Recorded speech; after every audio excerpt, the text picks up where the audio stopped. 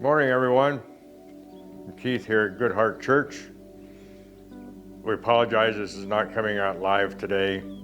So today we're going to talk about opening the pineal gland. Before we do that, we do want to welcome any light spirits in here and ask and thank Mary for doing her job as a videographer. She does well with this, and we appreciate all the help she gives us. So there aren't too many more announcements today. That's unusual, but we have no more announcements. So let's go ahead and I guess there is one announcement that the beginnings of these will change over time. We're going to ask that people who are coming here on a regular basis and are doing their due diligence at trying to get the messages, we're going to switch around, and you can do your prayer to your deity at home at your leisure beforehand, and maybe even do your relaxation. We'll see how that works out, but I'm going to certainly ask for any comments as to how they want the opening of this fellowship to happen. And otherwise, if I don't get any comments, I will be going through whatever I feel is best, but I would really like to get the comments to see what you guys want to see. We're not quite satisfied with the way I'm opening it right now. Okay, so the pineal gland. What is it? Where is it? Why do we have it? I don't know why we have it.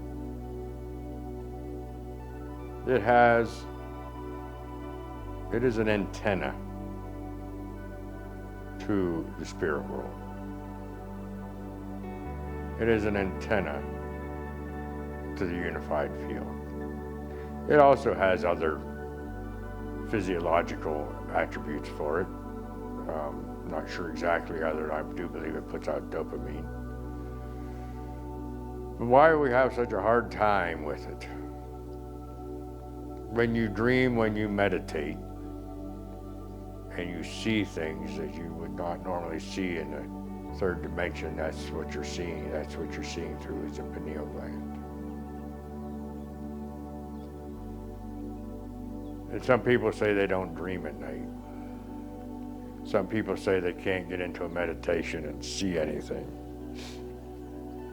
or feel what the unified field is like, or be able to commune with spirit.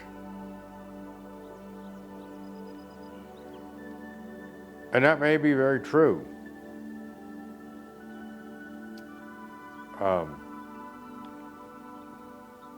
We are programmed to keep the pineal gland shut down. That's what doctrine and dogma does to us.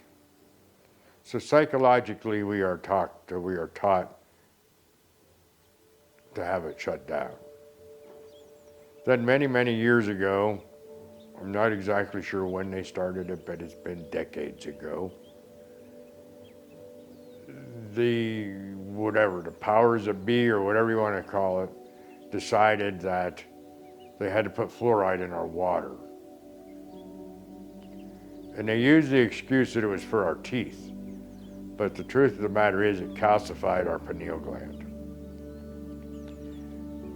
And they did that so that we could not be a free thinker. Because if your pineal gland is open, if you can use your pineal gland, you are a free thinker. You can start thinking about the deep questions in philosophy, in spirituality. So they try to mask that and teach us that we have to have someone outside of us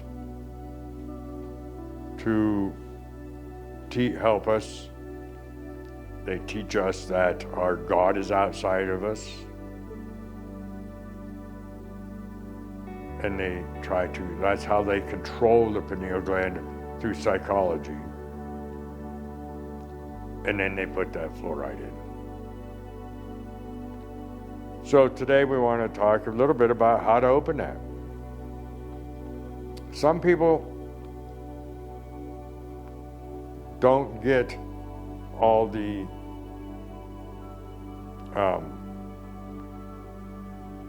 things happening to them that helps to close it down, or calcify it, as we call it, with the fluoride. On the other hand, there are other chemicals that may be involved in the calcification of it as well, from foods we eat with chemicals in to waters we drink with other chemicals in. There may be other things out there other than fluoride, but fluoride is certainly by far the number one thing. But there are places in this world, there are places even maybe in the United States, where we're not as affected by things like that. However, there's also chemtrails now in the skies that can be possibly harming us in this way. So how do we open it up? That's what we want to find out. How do we open it up? Well, I'm going to write down a couple of things here, but the pineal gland I should mention, is also known as your third eye. It's where everything happens when you meditate, as I said, but it's considered your third eye. Some people call it your single eye. Jesus called it your single eye. Talked about it in Mark. So there are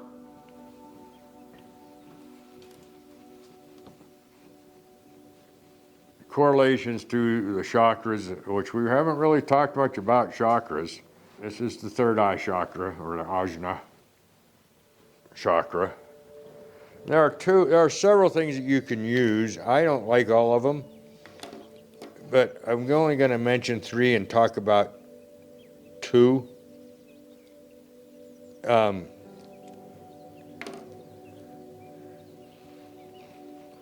There are 3 things that I'm aware of, and you can look it up. There are more, I'm sure. Don't know how good they are. I know the one that I have used. And the one I have used to uncalcify my third eye is Tamarind.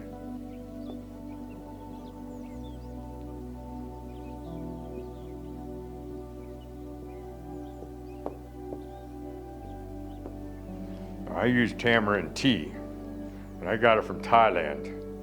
I don't think she's selling it anymore. I got it off of Etsy in Thailand. I don't think the people that I got it from are selling it anymore, and I haven't had any for a while. But I use tamarind tea. There's tamarind candy out there. There's all kinds of tamarind out there, and you can look up and see what you feel is best for you, but tamarind is one of them.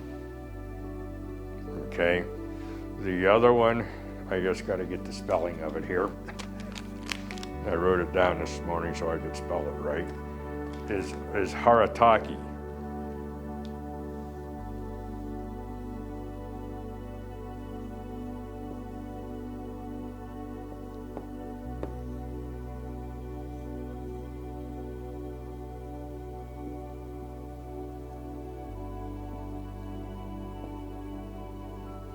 Haritaki is in Ayurvedic medicine is considered one of the best golden healers or top healers of all kinds of things, and the monks have used it in the East for many years to help open it, and now they're saying that it will decalcify. They've been using it for centuries. Dolores Cannon talks about it in one of her talks. I could not find that talk this morning. I looked it up and I could not find it. I wanted to see if I could get that for you, but she's probably a contemporary. But it's a small little fruit that the Buddhist monks have used for many centuries to help them with their meditations and open their third eye. And then the one that I don't like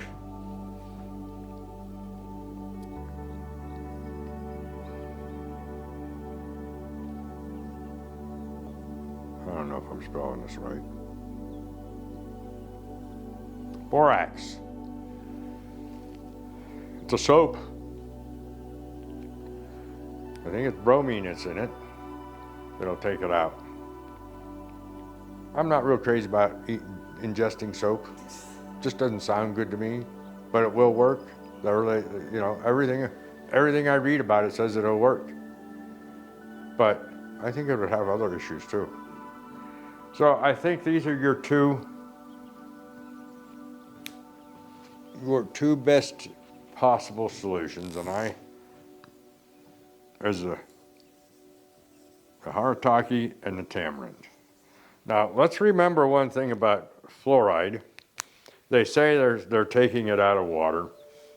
Unless you have it tested, you can't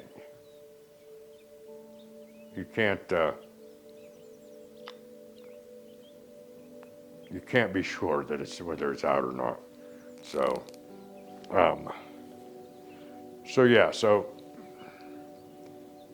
you don't know if you go to a restaurant. Let's say now Tamarind I used for 6 weeks. 6 weeks is what I used it for. I don't know how long they're saying 2 weeks for this. I didn't experience that. I'm looking into using it and seeing if it does anymore because I haven't used the Tamarind tea for quite a while, and I'm thinking about using the Haritaki to see if I can get some more cleansing done in me. But I did it for 6 weeks, and it did a pretty good job, I do believe. Much better, much easier to go into a meditation, much easier to become deeper in meditations than I had been. Doesn't mean that I'm enlightened. It means that I've gotten deeper into the meditations than I used to. And I think Haritaki will do the same thing.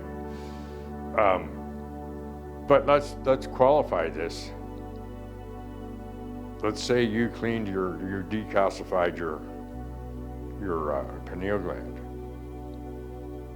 And then you quit taking this like most of us will.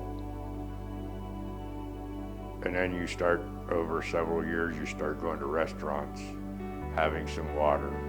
You get the tea that they make out of fluoride water. You get the coffee they make from fluoride water. You get the glass of water you make from water. You brush your teeth without using reverse osmosis water, and you have fluoride in it. On and on and on. Fluoride is still there. Okay? And everything can be in everything. And unless it's filtered, and the only way that I know of to get the fluoride out of water is reverse osmosis. And then you have to add minerals back into reverse osmosis because it cleans the water so good, which is what I drink, but it cleans the water so good that it doesn't have even all the minerals in it that you need, but not the minerals. And so it takes out minerals you need plus the minerals you don't need. So you have to be careful about how you do that. So we even if once we have decalcified, we need to have some on hand to periodically take some or continually take it, however you feel is best. If you're wanting to get into a deeper meditation in today's world, you'll hear people saying, "Well, what about the people that don't use this stuff to cleanse them?" Well, chances are they don't live where they have a lot of fluoride, and still because they're still able to get into it. But in the United States, at least, it was a big thing to put fluoride into the water.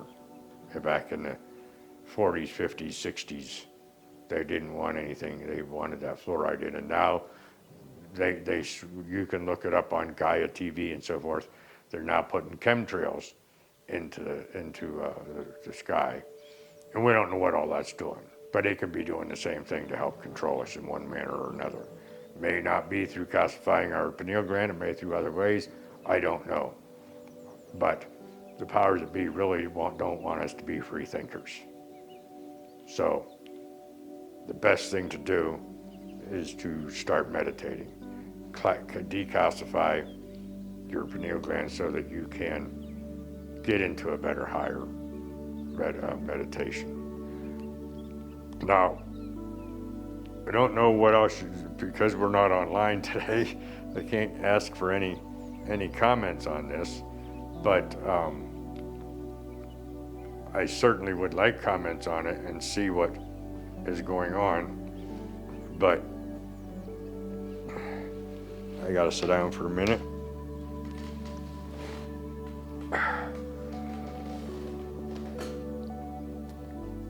So,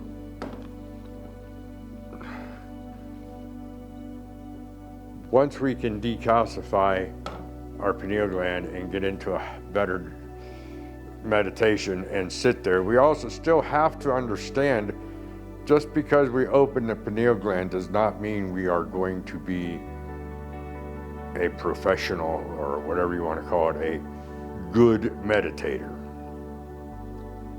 It still takes time. Meditation, you don't go into it the moment you try to start meditating. Some people will take months before they can get into a meditation. People say to me all the time, what about those thoughts that I get as I'm going into meditation? How can I get rid of them? Well, you don't get rid of them. You sort of get rid of them, but you don't get rid of them. You get rid of them saying, okay, I see you. And that's it. Just let it go. Let those thoughts go, because you're trying to clear your mind, and don't dwell on those thoughts. If you go back to what I do, let me give you an example. When I meditate, I follow I close my eyes. I cannot meditate with my eyes open. I know some people who can, and that's great. But I focus on my stomach, on my belly going up and down. I'm breathing through my belly, not through my chest. And I'm watching my belly go up and down. If my mind starts wandering, I go right back to my belly and watch it go up and down. Now, I'm not saying that that's the only way to do this. I'm saying that's how I learned how to do it, and that works very well for me. Some people use a flame, a candle flame, or a fire, and they can do it with their eyes open. Other people just go to focusing on something different, but you focus away from those thoughts that you don't want. You focus away from them and onto something that you can focus on constant. The idea is to get away from those thoughts. But those thoughts generally don't come back. If you have one thought, it generally goes away. It generally does not come back in. Some other thought may come back in, but it won't. It's because you've dealt with it at that point. You dealt with it in such a relaxed state that you pretty much have dealt with that particular thought and put it wherever it's supposed to be, or dealt with it in whatever manner it's supposed to have happened in. So but you have to be willing to give this time. You know, I have a friend of mine, a chiropractor up in Billings, that always says you don't go to the gym and get a six-pack in a day. It takes time. You don't necessarily get into a meditation and deepen it in a day. It takes time. It's just like energy healing takes time. A masseuse, when they massage you, they don't fix everything in one session. It takes time. So when you go into meditation, expect it to take some time to get into the deeper meditations, to get into wherever it is that you're supposed to go, when you're supposed to go. I've had experiences in my meditations where today I just can't get into any kind of meditation at all. Tomorrow I may be in such a deep meditation that I can be in the unified field or be a whole different space, because I was able to meditate. I was able to get into that, what I call the warm dark. So it's not even, once you're an experienced meditator, it doesn't always come in the exact same way every day. Some days you still have an issue with it.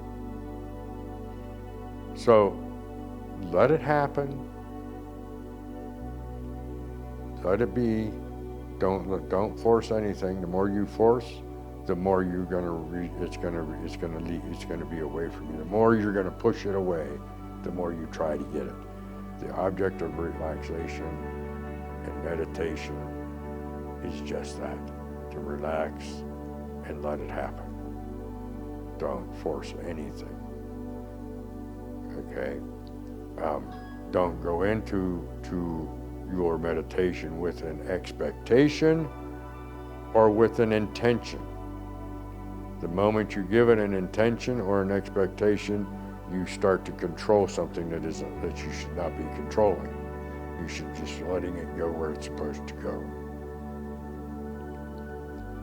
You can't ask for spiritual help, but don't get an expectation of having that help. You can set in and you can say, if it be your will, Spirit, let me go here, but don't give a special intention. Now, some people may disagree with me on that, and that's fine. I just know that that's what works for me. As soon as I put an intention on it, it's gone. And so by opening the pineal gland doesn't mean you're going to meditate that particular day. Doesn't mean you're going to become part of the unified field in one session. You still have to build yourself up to meditation. You still have to build yourself up to being able to see out of that third eye. And once you're done, once you can completely see out of that third eye, things are going to change for you. I can't completely see out of my third eye in every instance in the earthly world, but I've read about people who have. Jesus could. Swami Yogananda could. Buddha could. No Eyes from Mary Summerain's books was that way. She was actually physically blind. That's where she got her name No Eyes from. St. Francis of Assisi was that way. There's several. There's probably people around that we don't even know, because most of them are so humble that they're not going to put it out there. But when you can see from the universe, you can see from the unified field in all instances. From my understanding, it's very liberating. It's very non-judgmental. You see things in such a way that you don't have to worry about judging anything. You just know it is. So anyway, I'm not there, but that's what I attempt to do by most meditating, is to let it go and let it come in and let it go to where I'm supposed to be in this incarnation. I may not finish this incarnation. I might have to come back, and that's fine. That's the way it's supposed to be. That's the way it's supposed to be.